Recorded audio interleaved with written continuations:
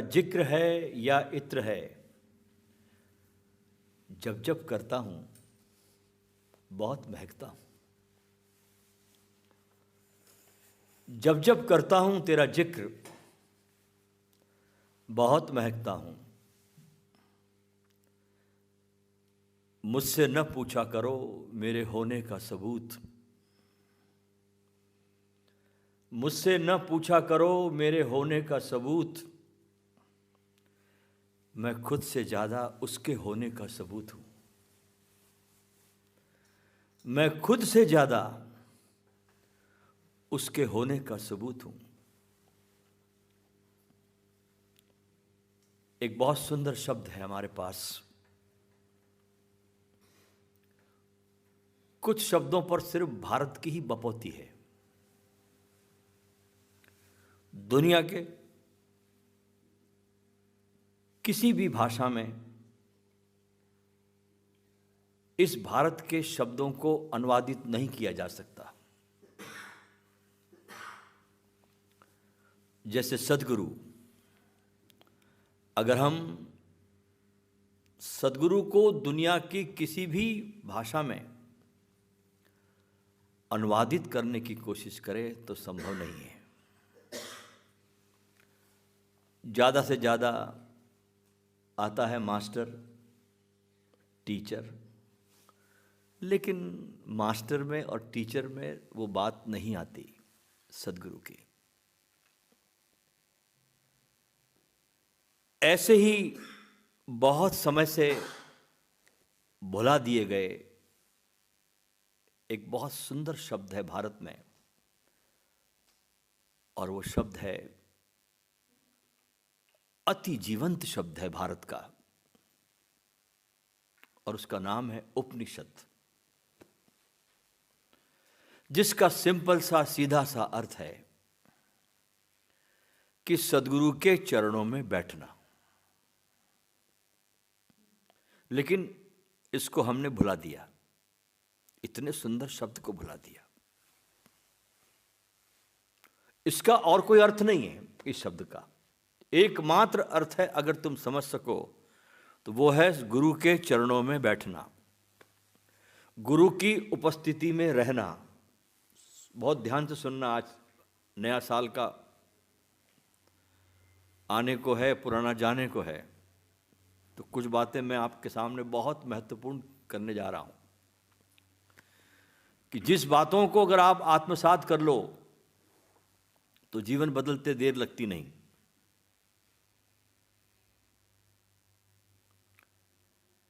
गुरु की उपस्थिति में रहना, उसे अनुमति देना कि वो तुमको अपने स्वयं के प्रकाश में और स्वयं के आनंद में और अपने संसार में तुमको लेकर जाए। तुम उसे परमिशन देते नहीं हो। असली बात यह है, तुम अपने को बचाने में बहुत पारंगत हो, बड़े कुशल हो, और जहां पर यह कार्य घटता है उस स्थान का नाम है मिस्ट्री स्कूल, रहस्य विद्यालय। ऐसे विद्यालय तो हमने बहुत बाहर देखे। विश्वविद्यालय है, स्कूल है, कॉलेजेस है, मल्टीवर्सिटी है, सब कुछ है, लेकिन रहस्य विश्वविद्यालय जो होता है, रहस्य विद्यालय, मिस्ट्री स्कूल, ये किसी गुरु के आसपास घटता है। गुरु के पास परमात्मा का आनंद है, उसका प्रकाश है, और वही प्रकाश और आनंद शिष्य के पास भी है। बड़े मजे की बात है, गुरु में और शिष्य में जरा भी भेद नहीं है। जो गुरु के पास प्रकाश है, आनंद है, जो खजाना है, वो खजाना शिष्य के पास भी है। एक ही फर्क है कि गुरु को पता है और शिष्य गहन निद्रा में है बहुत छोटा सा फर्क, लेकिन बहुत बड़ा फर्क भी है। आपके जेब में कोहिनूर रखा हो और आपको पता ना हो तो रखने से का कोई फायदा ही नहीं है। इसलिए मिस्ट्री स्कूल का कुल कार्य इतना ही है कि शिष्य को होश में कैसे लाया जाए।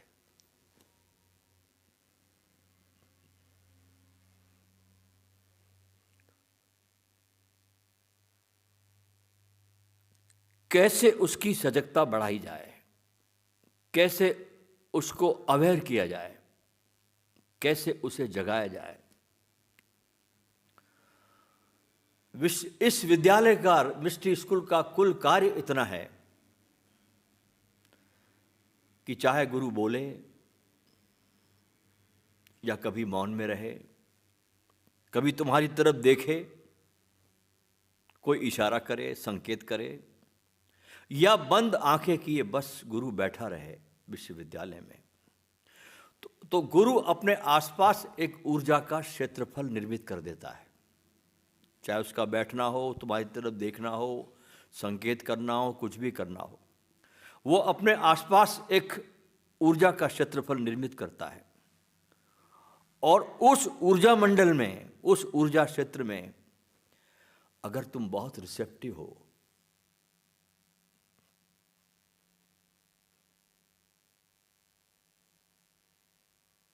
ग्राहक हो, यदि तुम खुले हुए हो, उपलब्ध हो, यदि तुम अज्ञात की यात्रा पर जाने को तैयार हो, यात्रा पूरी अज्ञात की है, मिटने का पूरा चांस है। जैसे तुम हो वैसे तुम बचोगे नहीं। मिटने की पूरी संभावना, जैसे बीज मिटता है तो वृक्ष बनता है, नदी जब अपने को मिटाती है तो समुद्र हो जाती है, ऐसी जब मनुष्य अपने को मिटाता है तो परमात्मा हो जाता है। अज्ञात की यात्रा पर है, और यदि तुम तैयार हो इस यात्रा पर जाने के लिए, तो बहुत कुछ तुम्हारे भीतर घटित होता है, और फिर तुम वही पुराने व्यक्ति नहीं रह जाते जो अभी तक थे, एक क्षण पहले थे। और गुरु के पास इस मिस्ट्री वर्ल्ड में, इस मिस्ट्री विश्वविद्यालय में ये घटना बहुत सहज घट जाती है। एक सेकंड के पहले तुम बिल्कुल दूसरे आदमी थे, और अचानक तुम बिल्कुल दूसरे जगत में प्रवेश कर जाते हो, क्योंकि तुमने ऐसा कुछ देख लिया उस गुरु में जिसको तुमने सुना था, अनुभव नहीं किया था। तुमने सुन रखा था और अब तुमने वो देख लिया है। और सुनने से भरोसा आता नहीं, और लेकिन एक बार तुम देख लो और अनुभव कर लो तो भरोसा आ जाता है। इसलिए सुनना महत्वपूर्ण नहीं है, गुरु क्या है इसको देखना जरूरी है, इसका अनुभव होना चाहिए। एक बार तुम इस मिस्ट्री स्कूल में गुरु की ऊर्जा में अगर तुम स्नान कर लो,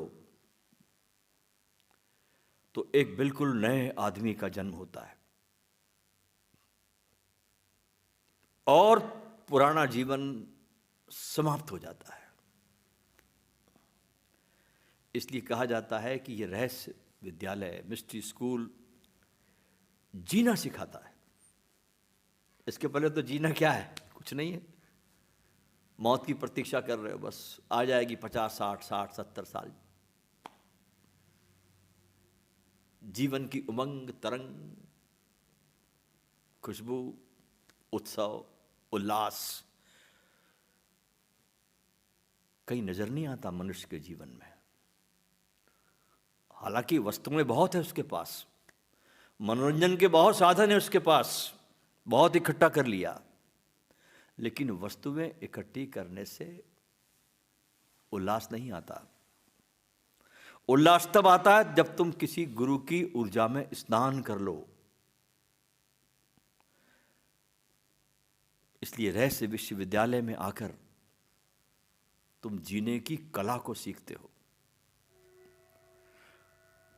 इसका पूरा विज्ञान है कैसे तुमको जीना चाहिए, और इसमें बहुत सी बातें हैं जीवन के संबंध में, क्योंकि जीवन बहुत बहुआयामी, मल्टी डायमेंशनल है, एक तरफा जीवन नहीं है। तो इसमें पहला कदम तुमको बहुत ध्यान से सुनना चाहिए, और पहला कदम तुम्हारा क्या होगा? अपने स्वयं के रूपांतरण के लिए कि तुमको पूरी तरह से खुले हुए और ग्रहणशील होना चाहिए। अगर तुम खुले हुए नहीं रहे, ग्रहणशील नहीं रहे, तो कुछ भी परिवर्तन नहीं होता। और जहां तक मैं देखता हूं, लोगों की हालत बंद घरों के जैसी है। धूल धुआं चढ़ी है दरवाजों पर, एक खिड़की भी खुली नहीं है उनकी, ताजा हवा उन घरों से गुजरती नहीं। गुलाब बाहर खिला हुआ है, सुगंध बिखेर रहा है, लेकिन वो सुगंध उन घरों में नहीं जाती क्योंकि दरवाजे बंद है। सूरज रोज निकलता है, द्वार पर दस्तक देता है और रोज वापस चला जाता है। द्वार पूरी तरह से बहरे है। वे द्वार ताजी हवा के लिए, नई सूरज की रोशनी के लिए उपलब्ध नहीं है। और वे किसी के लिए भी उपलब्ध नहीं है। सवाल गुरु का नहीं है। अगर तुम एक के प्रति खुले नहीं हो तो तुम समस्त के प्रति भी तुम खुल नहीं सकते। और एक के प्रति तुम खुल जाते हो तो सारे अस्तित्व के प्रति तुम खुल जाते हो। कहा जाता है कि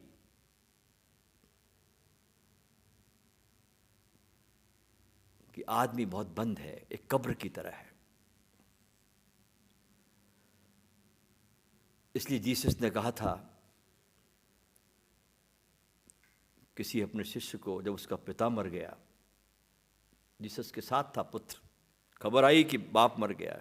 जीसस ने कहा कि चिंता मत कर, मुर्दे मुर्दों को दफना देंगे। पूरा संसार एक कब्रिस्तान है। यहां कोई कोई जागता है प्रेम में, और असल में जागना तो प्रेम में ही जागना है। बाकी तो सब काम चलाऊ तुम्हारा जीवन चल ही रहा है। उठते हो, बैठते हो, सोते हो, खाना खाते हो, चलते हो, काम करते हो, ये तो बहुत ऊपर ऊपर है। उपनिषद बहुत विराट संभावनाएं अपने भीतर समेटे हुए हैं। भारत की परंपरा सदियों से इसमें डूबती चली आई है। बड़े से बड़े उपनिषद हम देखते हैं, चाहे मांडुक्य उपनिषद हो, ईशावास्य उपनिषद हो, छांदोग्य उपनिषद हो, ये जो 40 बड़े बड़े उपनिषद हैं महत्वपूर्ण, ये सब तभी घटे हैं जब ऐसे शिष्य ग्राहक और खुले हुए गुरु के सामने बैठते थे और मात्र बैठने मात्र से रूपांतरित हो जाते थे। आपको मालूम है ना, बुद्ध का पहला रूपांतरित शिष्य कौन हुआ? महाकाश्यप। पहली ज्योति हस्तांतरित हुई बुद्ध से महाकाश्यप के पास में, वहां से पहला शिष्य पैदा हुआ बुद्ध का। और जो उपनिषद है, ये अलग अलग गुरुओं के द्वारा दिए गए अपने शिष्यों को उपदेश है, क्योंकि प्रवचन नहीं है। उपनिषद शिष्यों को कहे गए बड़े बहुमूल्य वचन है। और इस संदर्भ में अगर उपनिषद में प्रवेश करना है तुमको, तो मेरी 4 बातें समझ लेना, बहुत महत्वपूर्ण बात है। कौन कौन सी 4 बातें? पहली बात, इस यात्रा पर जब चलता है साधक, तो पहली स्थिति आती है उसकी विद्यार्थी की। वो गुरु के पास आता तो है, पर उस तक पहुंचता कभी नहीं। गुरु को दिखाई पड़ता कोई आया, विद्यार्जन के लिए आता है, कुछ जानने के लिए आता है। विद्यार्थी की तरह जब तुम आते हो तो अपने स्वयं के रूपांतरण के लिए नहीं आते, स्वयं के पुनर्जन्म के लिए तुम नहीं आते। तुम वहां पर कुछ ज्यादा जानकारी लेने के लिए आते हो, कुछ जानने को मिले इसके लिए आते हो। विद्यार्थी का स्वभाव होता है कि वो कुछ अधिक जानकार होना चाहता है, उसके पास प्रश्न होते हैं। लेकिन वे प्रश्न जो होते हैं ना विद्यार्थी के मात्र बौद्धिक होते हैं, बुद्धि की खुजलाहट से पैदा होते हैं, अस्तित्वगत प्रश्न नहीं होते उसके। और जो प्रश्न पूछता है उसका उसके जीवन से कोई लेना देना भी नहीं होता विद्यार्थी का, क्योंकि यह उसके जीवन मरण का प्रश्न नहीं है। इस तरह का व्यक्ति सिद्धांतों को, विचारों को एकत्रित करता हुआ एक गुरु से दूसरे गुरु के पास भटकता रहता है।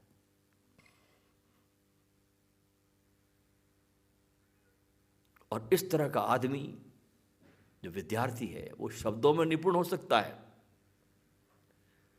एक बड़ा पंडित बन सकता है, स्कॉलर बन सकता है, जैसे बहुत से पीएचडी कर लेते लोग, ओशो पे पीएचडी कर रहे हैं। लेकिन इन पीएचडी करने वालों को ओशो छूते भी नहीं। मजे की बात है, भले इन लोगों ने पीएचडी कर ली ओशो पर, लेकिन ओशो इनको छूते भी नहीं। मैंने कई लोगों को देखा पीएचडी जिन्होंने की है, उसको ओशो ने टच भी नहीं किया, ऐसे अलिप्त गुजर जाते हैं। वे निपुण हो सकते हैं, पंडित बन सकते हैं, लेकिन जहां तक जानने का सवाल है वे कुछ भी नहीं जानते। इस बात को बहुत ठीक से आप समझ लेना। एक तो होती है जानकारी, तुम जानकारी जितनी चाहो उतनी रख सकते हो, इकट्ठी कर सकते हो, लेकिन तुम फिर भी रहोगे अज्ञानी के अज्ञानी। तुम्हारी चेतना में जरा भी रूपांतरण नहीं आता उस जानकारियों से, तुम जैसे थे वैसे ही रहोगे। तो कभी कभी ऐसा हो जाता है किसी गुरु के पास कि कोई आता है साधक एक विद्यार्थी की तरह, मात्र उत्सुकता के कारण, लेकिन धीरे धीरे धीरे धीरे रहते रहते फिर तुम गुरु की हृदय की धड़कन के द्वारा पकड़ लिए जाते हो। ये घटता है कभी कभी, गुरु की धड़कन के द्वारा तुम विद्यार्थी पकड़ लिया जाता है। तो आता तो है एक विद्यार्थी की तरह, लेकिन फौरन ही तुम दूसरी अवस्था की तरफ मुड़ने लगते हो विद्यार्थी से।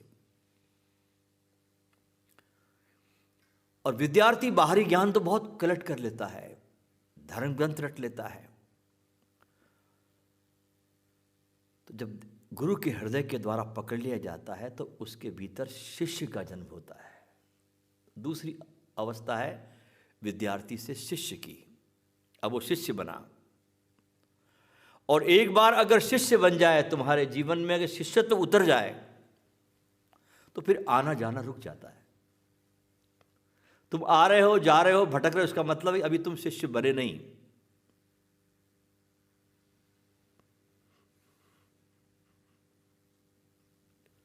शिष्य बने और रुक गए, अब तुम उपलब्ध हो गए गुरु को। और शिष्य जो होता है वो गुरु के साथ लयबद्ध होने लगता है, लयबद्धता आती है, और इस लयबद्धता से फिर वो सहज ही रूपांतरित होने लगता है। ध्यान रखना, कोई विधि तुमको रूपांतरित नहीं कर सकेगी। ध्यान से सुनो आप, विधि में कोई ताकत ही नहीं तुमको रूपांतरित कर देने की। जब तक तुम लयबद्ध नहीं होते, जब तक तुम्हारी हृदय की धड़कन किसी गुरु के साथ लयबद्ध नहीं होती, तुम्हारी ट्यूनिंग नहीं बैठती, तब तक रूपांतरित नहीं घटता। और फिर शिष्य के संदेह विलीन हो जाते हैं, वहाँ संदेह नहीं उठते, वहाँ शक नहीं होता। अभी तो तुम चारों तरफ शक की निगाह में देखते हो कि पता नहीं ये आदमी ले जाएगा कि पटकाएगा, क्या करेगा। फिर संदेह विलीन होने लगते हैं, और बुद्धि जो होती है ना फिर शिष्य की, उसको बुद्धि बच्चों का खेल मालूम पड़ती है कि इस बुद्धि से मैं चला था खोजने के लिए, ये तो खिलौनों को समझा सकती है, ये उस गहरी रहस्य विश्वविद्यालय की बातों को क्या समझाएगी। जीवन इतना विराट हो जाता है, इतना विराट कि शब्दों में नहीं समा सकता फिर। और जैसे जैसे वो शिष्यत्व में प्रवेश करने लगता है गहराई में, गुरु के बिना कहे भी फिर वो सुनने लगता है।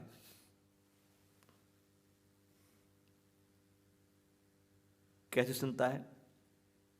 शब्दों और लाइनों के बीच में जो गुरु का मौन संप्रेषित होता है, वो असली चीज है। अगर तुम गुरु के शब्दों को ही सुनते सुनते विदा हो गए जीवन से, तुमने कुछ नहीं सुना। शब्दों और लाइनों के बीच वो जो शाश्वत मौन है, उस मौन पे जब तुम आने लगते हो तो कुछ बात बनती है। उस मौन को पकड़ो, उस मौन को उतारो। उस मौन के अंतरालों में के बीच जब अचानक गुरु रुक जाता है बोलते बोलते, भर जाता है उस परम शक्ति से, फिर भी शिष्य का गुरु के साथ संवाद जारी रहता है, और वो असली संवाद है। तो शिष्य होना विद्यार्थी से बड़ी घटना है। पुराने जमाने में हमारे भारत में जब गुरुकुल होते थे,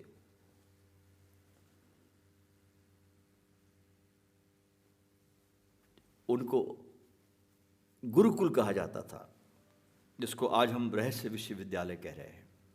उस समय गुरुकुल कहते थे, गुरुकुल के नाम से पुकारे जाते थे। और ये बहुत बड़ा महत्वपूर्ण शब्द है, गुरुकुल। गुरुकुल का अर्थ क्या होता है? गुरु का परिवार, उसे गुरुकुल कहा जाता था।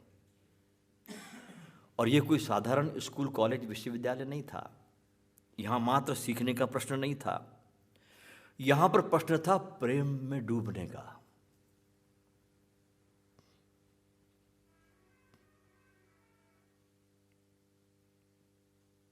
प्रेम में होने का। एक प्रेम का परिवार था, जहां प्रेम फलता था, फूलता था। सीखने का प्रश्न दो कौड़ी का था, होने का प्रश्न प्रमुख था। मैं कैसे हो जाऊं? सीखना नहीं, मैं कैसे हो जाऊं, यह प्रश्न महत्वपूर्ण था। बुद्ध के पास व्यक्ति आया तो बुद्ध पूछते किस लिए आया? ध्यान सीखने आया या ध्यान होने आया? तो जवाब देता है, सीख सीख के क्या करूंगा, सीखा तो बहुत है, पढ़ा भी बहुत है, जाना भी बहुत है, जानकारियाँ बहुत इकट्ठी कर ली कि ध्यान ऐसा होता है, निर्विचार होता है, फलाना होता है, ठिकाना होता है, मौन होता है, साइलेंस होता है। अब तो मैं ध्यान होना चाहता हूँ। इसलिए कहते तुम कितना जानते हो ये बात महत्वपूर्ण नहीं है, तुम कितने हो वो असली बात है। और गुरु तुम्हारे भीतर कुछ भी भरने को आतुर नहीं है, ध्यान रखना। जो गुरु तुमको भरता है वो दो कौड़ी का है, वो तुमको खाली करने को आतुर है। वो तुम्हारी स्मृति को तेज नहीं करता, क्योंकि उसका कोई उपयोग नहीं है अध्यात्म के जगत में। तुम्हारी स्मृति को तो तेज एक छोटे से यंत्र के द्वारा भी किया जा सकता है, और शायद यंत्र तुमसे ज्यादा बेहतर कर सकता है कंप्यूटर। स्मृति को ही तेज करना तो कंप्यूटर पकड़ लो, स्मृति तेज करने की जरूरत नहीं, तुमसे ज्यादा ज्ञान है कंप्यूटर को। इसलिए कोई सद्गुरु तुमको कंप्यूटर बनाने में उत्सुक नहीं है। उसकी उत्सुकता रहती है गुरु की कि तुम कैसे प्रकाशवान बन जाओ, तुमको तुम्हारे स्वयं की सत्ता का कैसे अनुभव हो। इस प्रकार जैसे जैसे शिष्य गुरु के निकट आता जाता एक लयबद्धता में प्रवेश करने लगता, रूपांतरण का एक ऐसा बिंदु आता है जब शिष्य भक्त बन जाता है। अब तीसरी अवस्था, इस रूपांतरण के बिंदु पर आकर शिष्य अब भक्त बना। पहला विद्यार्थी, दूसरा शिष्य और तीसरा भक्त। और ये जो भक्त हो जाना है, ये इस यात्रा पथ पर बहुत बड़ा मील का पत्थर है इस सोपान में। शिष्य हो जाना अपने आप में एक महान क्रांति है, लेकिन भक्त होने की तुलना में कुछ भी नहीं है शिष्यत्व, ध्यान रखना। और लेकिन किस क्षण शिष्य परिवर्तित होकर भक्त बनता है, गुरु की ऊर्जा, उसका प्रकाश, उसका प्रेम, उसका मुस्कुराना, उसकी उपस्थिति मात्र से शिष्य इतना पोषित हो जाता है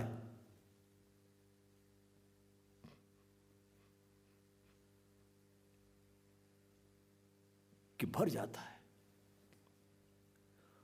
और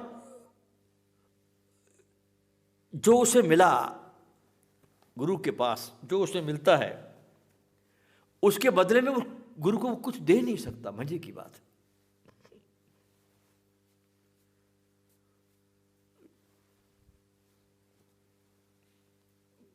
गुरु की उपस्थिति में जो अब शिष्य ने पा लिया, उसके पास कुछ भी देने को नहीं है। ग्रेटिट्यूड में उसके वो भर जाता है और बदले में कुछ दे नहीं सकता। ऐसा कुछ उसके पास में है ही नहीं जो दे सके। और एक क्षण ऐसा आता है जब वो गुरु के प्रति इतना अनुग्रहित हो जाता है कि वो अपना सिर गुरु के चरणों में झुका देता है। अभी तुम सिर झुका देते हो 2 कौड़ी का है, ये असली बात है तो मैं बता रहा आपको। उस अनुग्रह के भाव में जब तुम पूरी तरह से तुम इतने लाचार हो जाते हो कि तुमको इतना मिला और तुम्हारे पास देने को कुछ है ही नहीं, तुम क्या दे सकते हो, उस अनुग्रह की स्थिति में जब तुम गुरु के चरणों में सिर रख देते हो, यहां भक्ति का उदय होता है। और जैसे ही तुम झुक जाते हो, उस अवस्था में अब चौथी अवस्था आती है कि तुम गुरु के अंग हो जाते हो। विद्यार्थी, शिष्य, भक्त, और अब तुम गुरु के साथ एक हो गए। अब तुम्हारा हृदय और गुरु का हृदय अलग अलग नहीं है। अब तुम उसकी हृदय के साथ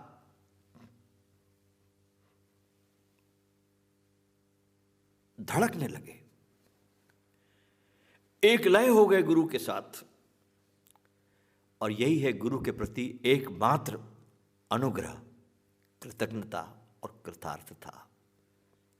अगर गुरु के प्रति तुम अनुग्रह प्रकट करना चाहो